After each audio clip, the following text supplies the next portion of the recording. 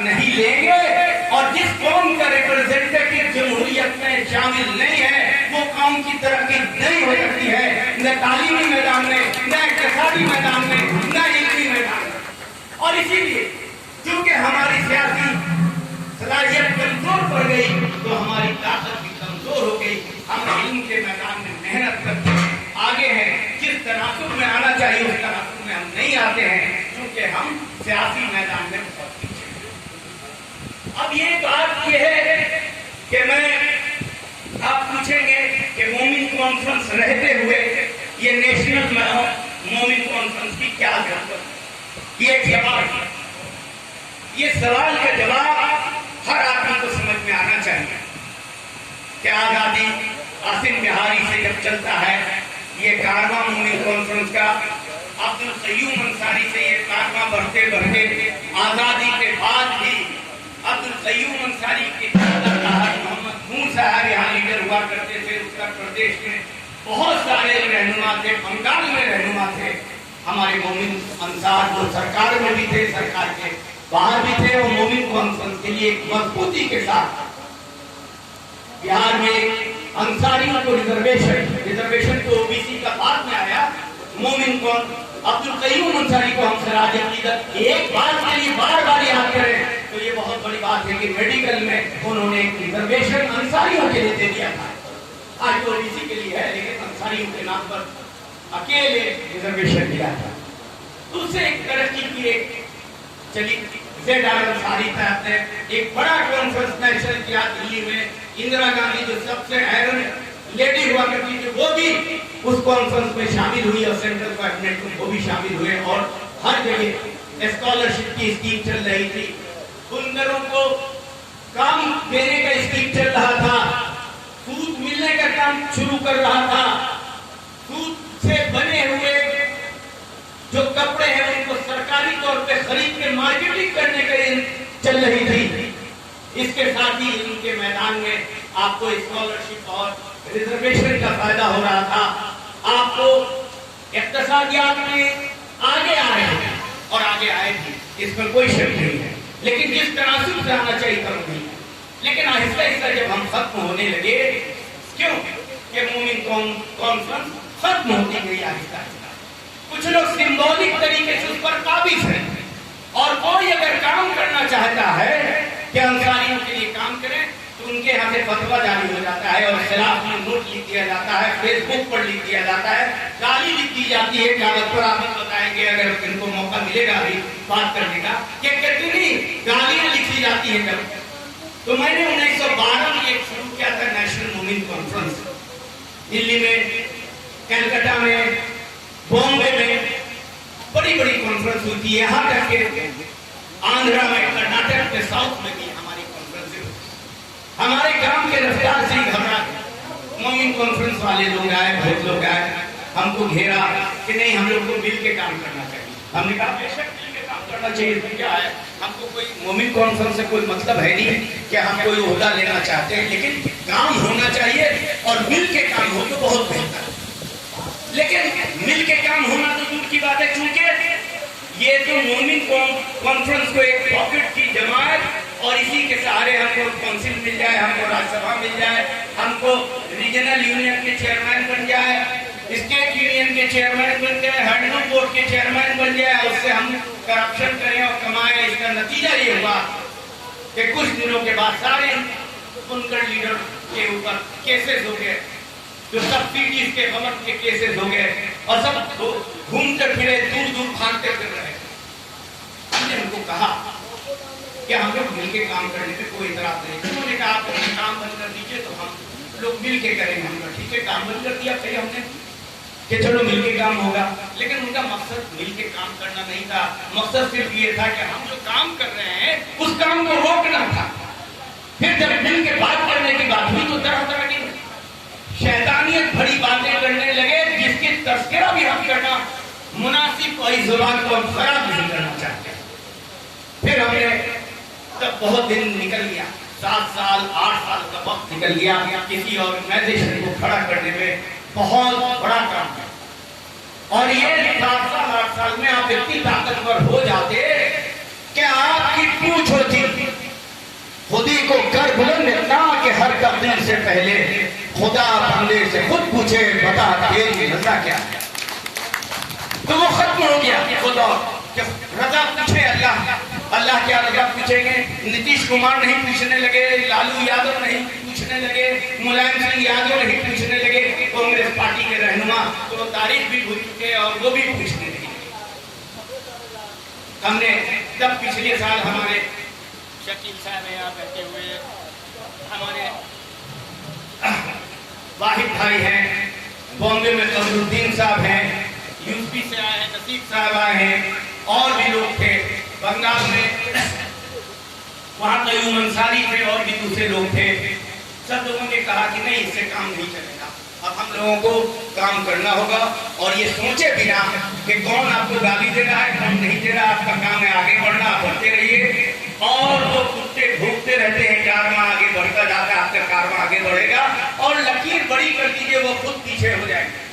تو ہمارا مضبوط لائن ہے انصاری کے نام پر، مومن کے نام پر یا اوبیسی اور بھی جماعتوں کے نام پر کوئی بھی کام کرتا ہے ہم ان کی مخالفت نہیں کریں گے، یہ میرا حق ہے. ہم ان کا ساتھ دیں گے اور اسی کے ساتھ ہم اتنی محنت سے کام کریں گے کہ ایک ایسا الٹرنیٹو تیار ہو جائے کہ لوگوں کو پوچھنا پڑے کہ 80% کی آبادی ہماری، 20% والوں کا نہیں چلے گا. ووٹ ہمارا ڈیموکریسی میں تو شیئر بھی ہمارا ہوگا، 80% کا شیئر، اور ووٹ ہمارا اب نہیں ہوگا، نہیں چلے گا. تو اس کے لیے ہم لوگوں نے طے کیا کہ اب کچھ بھی ہو جائے یہ کارواں بڑھنا شروع ہوا ہے، اب بڑھے گا، آگے اپنے منزل تک پہنچے گا. اور ہم سمجھتے ہیں کہ آپ سب اس میں متفق ہوں گے، اور آپ سب اگر متفق ہیں تو آواز آپ کی کیوں ہے؟ سب لوگ ہاتھ کو اٹھائیے کم سے کم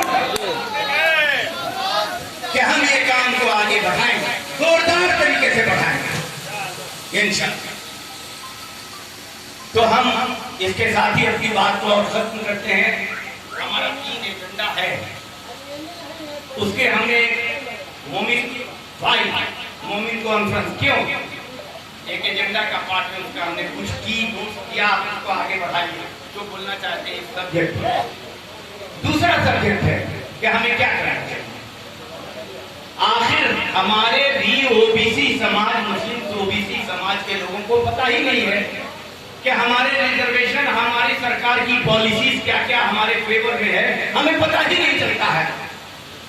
تم نے باخبر کرنا، اس سے فائدہ پہنچوانا، ریزرویشن کی تھیوری سے فائدہ پہنچانا، یہ ایک بڑا کام ہمارا ہوگا جو دوسرے نہیں کہتے. ہم نے کئی بار میٹنگ ہوئی، مسلم ریزرویشن کی بات کرتے ہیں، لیکن ہم جب کہتے ہیں اوبیسی ریزرویشن میں بھی ہمیں کچھ فائدہ مل رہا ہے، اس کی بات کرتے ہیں نہیں آپ لوگ کا بات ہی ہم نہیں کریں گے، ہمیں تو مسلمان. ارے تو 20% تم مسلمان ہو اور ہم کون ہیں؟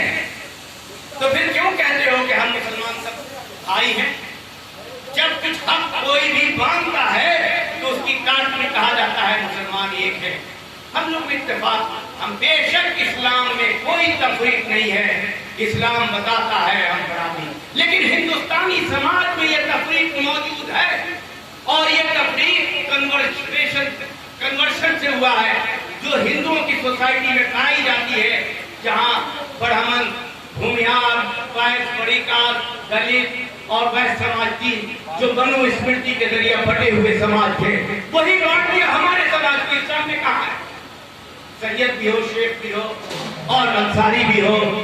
یہ کہاں، یہ ٹائٹل کہاں سے آ گیا؟ آزاد بات نہیں، ہم یہ پیچھے ہے. کئی لوگ سوال اٹھاتے ہیں مسلمان بہت پسماندہ ہو گیا، بہت پیچھے آ گیا. کیوں آ گیا مسلمان پیچھے؟ کیوں آیا؟ پسماندہ کیوں ہوا؟ لیڈرشپ تو تمہارے ہاتھ میں تھی، جو تم کہتے ہو ہم بہت آگے، بہت ہمت ہے، 800 سال تک ہم رول کیا ہے. تو 40 سال، 60 سال اور 70 سال میں مسلمان پسماندہ کیوں ہو گیا؟ تم نااہل ہو، چور ہو، تم اپنی بات سوچتے ہو، سماج کی بات نہیں سوچتے ہو، اس لیے پسماندہ ہو گیا. اسے تم آگے بڑھو، جگہ خالی کرو. اب وہ بھی لیڈرشپ دے گی مسلمانوں کا، اور مسلمانوں کے باس کے لیے لڑے گی.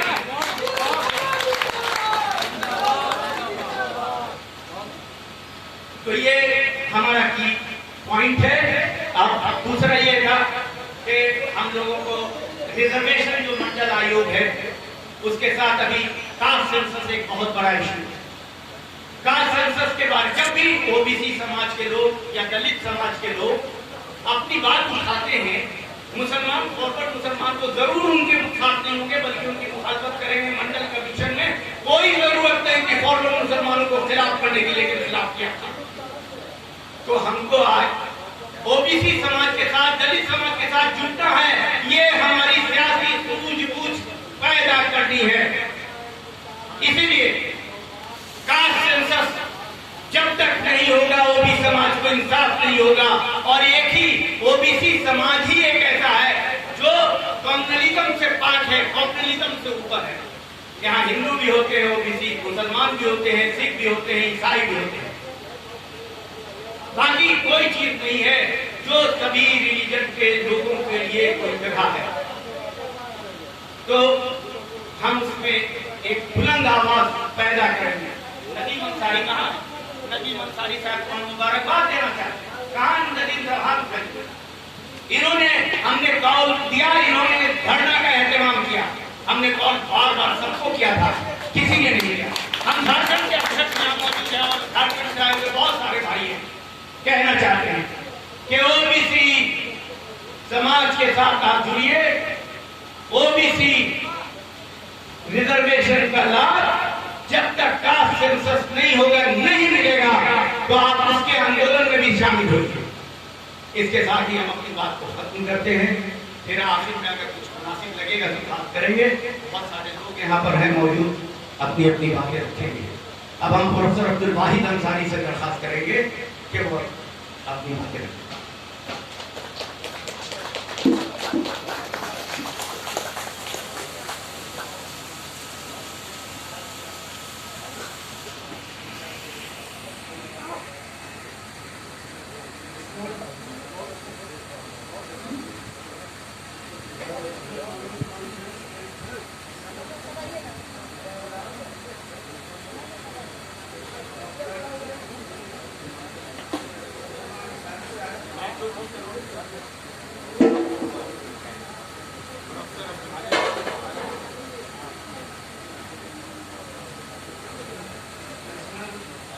کانفرنس کے صدر ڈاکٹر شکیل جمعہ انصاری صاحب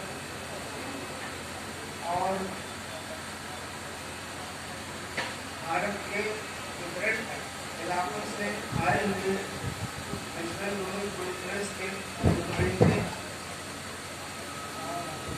شرکت حضرات،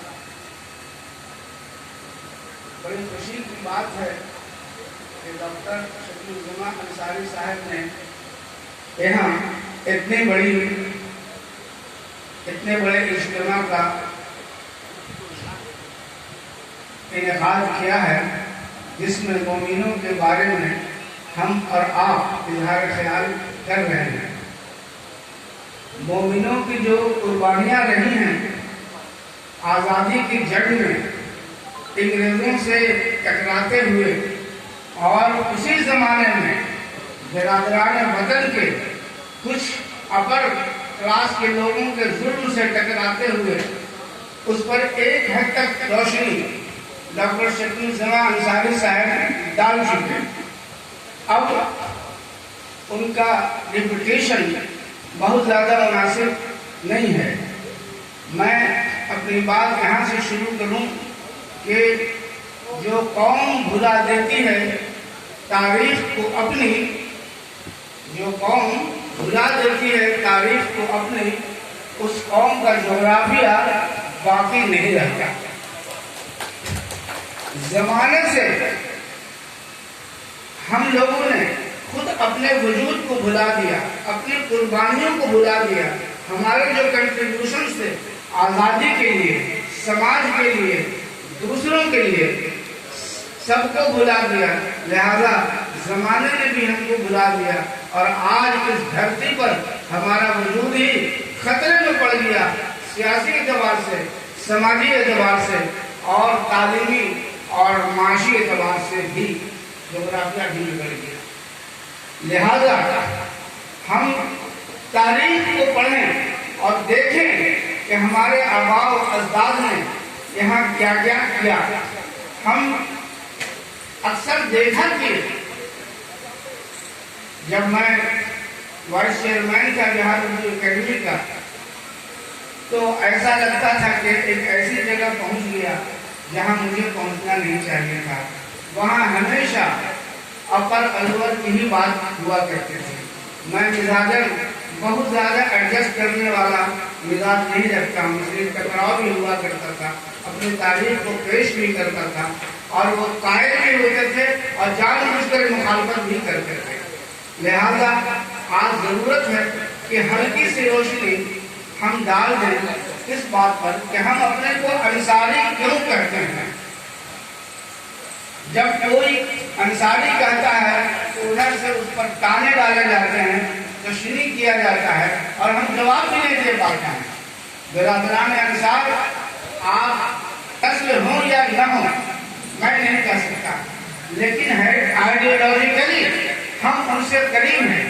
ہم نے ان کا آئیڈیالوجی کو مانا اور خود کو انصاری کہا۔ آپ جانتے ہیں کہ انصاریوں کی تاریخ کیا ہے۔ جتنے جنگیں ہوئی ہیں، جتنے غزوے ہوئے ہیں، اس میں سب سے زیادہ تعداد انصاریوں کی رہی ہے۔ اور کہا یہ بھی جاتا ہے کہ انصاری اگر نہ ہوتے تو اسلام کو جو عروج ہوا، جو فتحیابی نصیب ہوئی، شاید وہ بات نہ ہو پاتی۔ لہذا اللہ کے رسول نے ہماری قربانی، ہمارے آباء و اجداد جن سے ہم اپنے کو آئیڈیالوجیکلی قریب تر مانتے ہیں، ان کے خوبیوں کو، ان کی محنتوں کو، ان کی کاوشوں کو دیکھتے ہوئے ان لوگوں کو انصار کہا تھا۔ یہ زبان رسالت سے نکلا ہوا پاک اور پاکیزہ لفظ ہے، اس میں ہم کو جانیں کہ ہم کون ہیں۔ دوسری چیز یہ کہ اس لفظ میں تقدس بھی پوشیدہ ہے۔ آپ کو یاد ہے کہ جب مہاجرین آئے تھے تو انصاریوں نے کیا کیا قربانیاں دی تھی۔ ہم نے اپنے زمین، جائیداد، اثاثے، ملکیت سب آدھے آدھے کر کے اپنے بھائیوں کو دے دیے تھے۔ وہ جذبہ، وہ قربانی کا جذبہ آج ہمارے یہاں کہاں ہے؟ ہم اپنے بھائیوں کو مجبور دیکھتے ہیں لیکن ان کی کوئی مدد ہم نہیں کر پاتے ہیں۔ اس جذبے کو پھر زندہ کرنا پڑے گا اگر ہم اپنے کو انصاری کہتے ہیں، اپنے آپ کو ان سے آئیڈیالوجیکلی قریب تر مانتے ہیں۔ دوسری چیز، اس جذبے کو اگر ہم دیکھیں تو تاریخ ہند میں جب جنگ، آزادی کی جنگ چل رہی تھی تو یہ برادری 3 محاذ پر ایٹ اے ٹائم لڑ رہے تھے، 3 فرنٹ پر۔ ایک فرنٹ پر ہم انگریزوں سے لڑ رہے تھے، اور اسی وقت جنہ کی 2 نیشن تھیوری سے لڑ رہے تھے، اور اسی وقت ہمارے اپنوں نے جو اونچ نیچ کی فضا قائم کر رکھی تھی ان کے خلاف بھی لڑ رہے تھے۔ اور بفضل تعالیٰ ہم تینوں محاذ پر کامیاب ہوئے، کامیاب ہوئے، اور ہماری توتی بول رہی تھی، لیکن جب ہم نے خود کو بلا دیا، آج ہم ایک محاذ پر بھی نہیں لڑ پاتے ہیں، اپنے بارے میں نہیں لڑ پاتے ہیں۔ ہمارا بھائی مصیبت میں گرفتار ہے، لوگ اس پر اٹیک کر رہے ہیں، ہم ان تک پہنچتے ہیں۔ لہذا چاہیے کہ ہم اور آپ اپنے آباء و اجداد کی تاریخ سے، اسلامی تاریخ سے اور جنگ آزادی میں جو ہمارا حصہ رہا ہے اس تاریخ سے کچھ سبق لے کر کے ہم اب آگے بڑھنے کی سوچیں۔